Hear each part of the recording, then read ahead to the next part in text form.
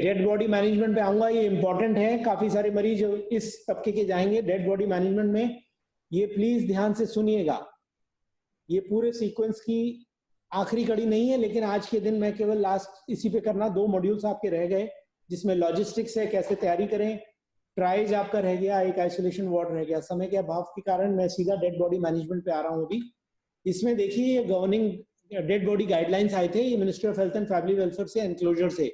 कुछ लोग इसको कॉपी करके अपना निकाल सकते हैं, नहीं तो मैं बहुत मोटी मोटी चीजें आपको इसमें 4-5 स्लाइड्स में बता दूंगा जो करना है। देखिए, स्टैंडर्ड प्रिकॉशंस आपको सब यूज करना पड़ेगा डेड बॉडी मैनेजमेंट के लिए, जिसमें hand hygiene, use of PPE, water resistant apron, gloves, mask, eyewear, safe handling of shafts, disinfect the bag housing body, instruments, devices used on the patient, disinfect the linen, clean and disinfect the environmental services dead body होने पे।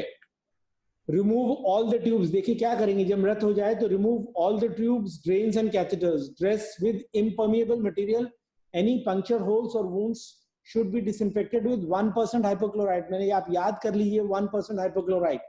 plug उसके oral nasal orifices or dead body to prevent leakage of body fluids into the bags, place the body in a leak proof plastic body bag, exterior of the body bag को भी 1% hypochlorite से clean कर दीजिए। उसके बाद में उसको जो भी आप शीट में रैप करना चाहते हैं, क्योंकि उसके एस्थेटिक्स हो सकते हैं, उसकी फैमिलीज की सिंपैथी हो सकती है। हम लोग बॉडी बैग्स यूजुअली देखने के आदी नहीं है, हम लोग बॉडी को यूजुअली क्लीन शीट्स में कवर करते हैं। So provide counseling to family members and respect their sentiments. Do not throw these bodies like this unattended. Please take concern of the family members' sympathies towards the body. Dead bodies should be stored in cold chambers in mortuary maintained at 4 degrees centigrade. And क्योंकि हो सकता है रात में मृत्यु हो तो तुरंत आप इसको डिस्पोज ऑफ ना कर पाए, तो मॉर्चरी में 4 डिग्री पे रखने के लिए आपको अपनी फैसिलिटीज करनी पड़ेंगी। Environmental services, instruments and transport trolleys should all be disinfected with 1% hypochlorite solution.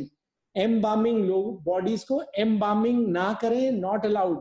In bodies की ऑटोप्सीज ना करें, not allowed। लेकिन आपको फिर भी रिसर्च पर्पसेस से अगर करनी पड़े तो इसके स्पेशल रिकमेंडेशंस हैं। आप इसी में जो गाइडलाइंस मैंने आपको बताई इसमें देख लीजिएगा, इसके स्पेशल इक्विपमेंट्स हैं, उनको भी मेंटेन करना, सही से करना, कट्स कितना लगाना, कैसे लगाना, उसमें सब लिखा हुआ है। As such autopsies should be avoided, risk बहुत ज्यादा है। क्रेमेटोरियम में जब बरियल में जाएं, स्टाफ शुड बी सेंसिटाइज। जहां पे क्रेमेटोरियम करें उस स्टाफ को सेंसिटाइज कर दें कि कोविड-19 पेशेंट की क्रेमेटोरियम में आएगा। स्टाफ उसको प्रैक्टिस स्टैंडर्ड प्रिकॉशंस, जो भी स्टाफ यूज करेगा डेड बॉडी को क्रेमेटोरियम में, वो मास्क और ग्लव्स लगा के यूज करेगा। इस बॉडी की bathing, kissing, hugging etcetera by the family members not allowed. हम लोग नॉर्मली जब डेड बॉडीज होती हैं तो हम उनसे लिपटते हैं, उनको चूमते हैं, उनको कुछ करते हैं, अपना इमोशंस, ये सब चीजें प्लीज अलाउड नहीं है। बाथिंग, किसिंग, हगिंग अलाउड नहीं है। जो इसकी ऐश होगी, अगर ये जलाए जाते हैं तो उनकी ऐश होगी, वो कोई पोज नहीं करती, एडिशनल रिस्क फॉर ट्रांसमिशन। ठीक है, तो ऐश का does not pose any additional risk. Large gathering allowed नहीं है, 5 से 6 से ज्यादा लोग अलाउड नहीं है उस क्रेमेटोरियम में। इसके फैमिली मेंबर्स को उनको बरी भी कर सकते हैं या आप उनको जला सकते हैं, अपनी धार्मिक प्रवृत्तियों के हिसाब से वो आप करें।